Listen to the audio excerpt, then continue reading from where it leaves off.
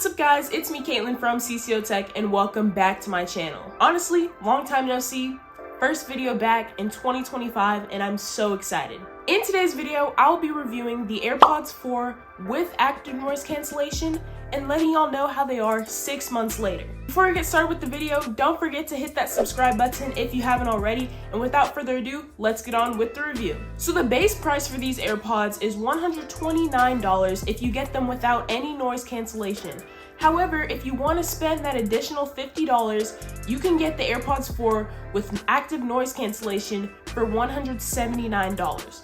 Personally, I have the ones with active noise cancellation. This is also really pivotal for Apple because the AirPods 4 are the first regular AirPods generation to include active noise cancellation.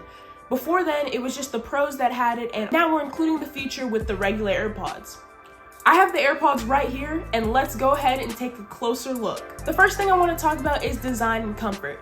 You know, we have our standard AirPod design, sleek white charging case. It's a little glossy, very compact, very easily portable, and great for traveling, going to school, work, anything of that nature. These AirPods can be taken anywhere. Unlike the AirPod Generations 3, these do not support MagSafe, they only support regular wireless charging, but these charge via a USB Type-C cable, which is the type of charging Apple has been using since 2023. Another cool feature is that this charging case can produce sound, so if you were to, for example, lose them, you can use the Find My app and you can chime the AirPods so you can find them. When I tell you I use these AirPods all the time, I promise you I mean it. I use them at school, when I'm at home, and when I'm working out. Anywhere I go, I usually have my AirPods with me. So I'm very comfortable with them. They're very comfortable to have in the ear.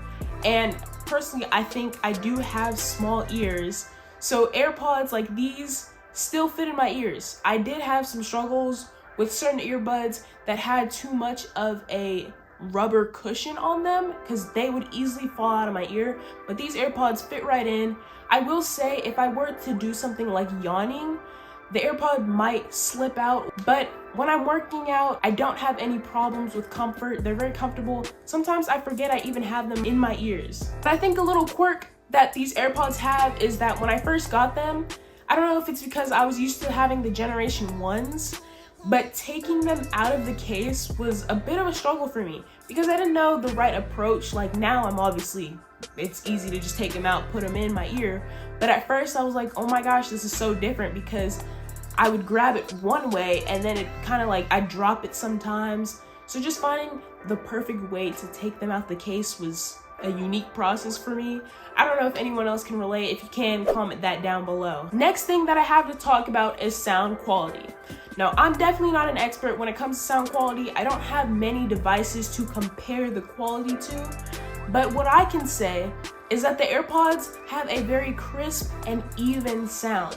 I think it's very clear, and when there does need to be content that has bass, you can hear the bass. It's definitely not excessive, and when there's voice, it's not excessive voice. I think there's a good balance between the two, and especially when I'm listening to music and I have my volume up, like I can really hear the depth to the music, which means that these AirPods provide really good depth to the sound. Not necessarily bass, but it feels whole. There is spatial audio, so when I turn my head, I can also kind of hear the sound shifting to adjust to my facial position.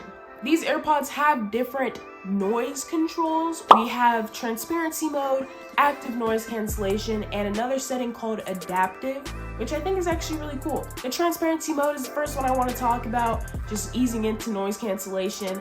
And I think transparency is really good, especially when I'm in busy areas. I tend to not use my AirPods when I'm in public because I want to be 100% aware of my surroundings.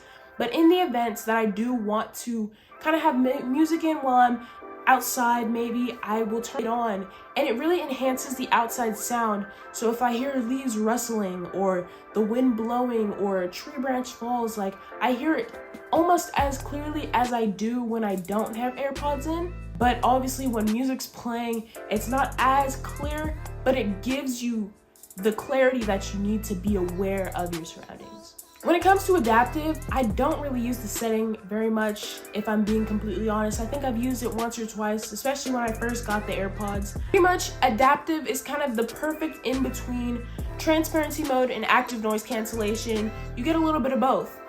It allows you to hear your surroundings, but it also blocks out unwanted noise. Obviously, it will have its flaws because there may be something that you want to hear that it gets blocked out, and vice versa, but I think that it's a great feature if you want to have a little bit of both. The big kicker with these AirPods is the active noise cancellation.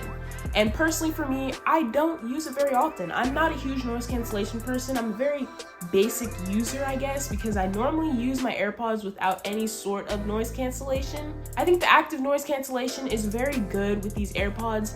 It's not the best that I've ever experienced. I think personally headphones provide the best noise cancellation, but with these AirPods, I may be in a loud room, a loud gym, and it truly muffles the sounds. I don't hear all these extra voices and the extra sound of just air conditioning flowing and little things like that. But of course, the louder the frequency, the less effective noise cancellation is with blocking it out. So if someone really close to me and they start talking, even at a normal level, I will still hear their voice. I can't fully drown out the world with these AirPods, but I definitely get a much quieter version of it. And especially when I'm trying to really hone in on something, listen to my music, or just really have a quiet environment, these AirPods allow me to have just that. When it comes to battery life and charging, I would say that I don't have specific data because I don't even have to worry about it. I may use my AirPods for what feels like hours on end. When I watch my shows on my MacBook, I don't even keep track of the time. Episode and episode and episode will go by and my AirPods are still not dead. I never have to worry about them dying on me, or I don't have to worry about my case dying on me, especially depending on how much I use my AirPods. From a week-to-week basis, I think I only have to charge the case once or twice. So honestly, I think they have great battery life, and coming from generation 1, anything's better than that. So if you use your AirPods every day or a lot, these will do the job. You will get that playback time and you don't have to worry about when the next time you have to plug them back in. Next thing we have is touch controls. The AirPod 4s do not have a touch sensor. They have a force sensor on the side of the AirPod. So when you press it, it kind of makes a small click, which is almost like a button on the side. One click will allow you to play, pause, answer a call, and when you're on the call, one click will allow you to mute and unmute. 2 clicks will allow you to skip to the next song or hang up a call. 3 clicks will allow you to skip back to a song. And 1 long press and hold can either turn on Siri or change your noise setting from active noise cancellation, transparency mode, adaptive, or no noise cancellation at all. It all depends on what you have in your settings, but you have the option to have it as Siri or noise settings. And you can have one AirPod be the Siri and the other be the noise control, both be noise control, or both be Siri. Last thing I want to talk about is connectivity, because I think that with AirPods, we don't just use them with our phones, we use them with our MacBooks, our iPads, and so many more devices. And personally, I use my AirPods with my phone and my MacBook. The second I put it in my ear, it automatically connects to the nearest device. Usually it's my phone, so it's just a quick 1 ear in and it's already connected.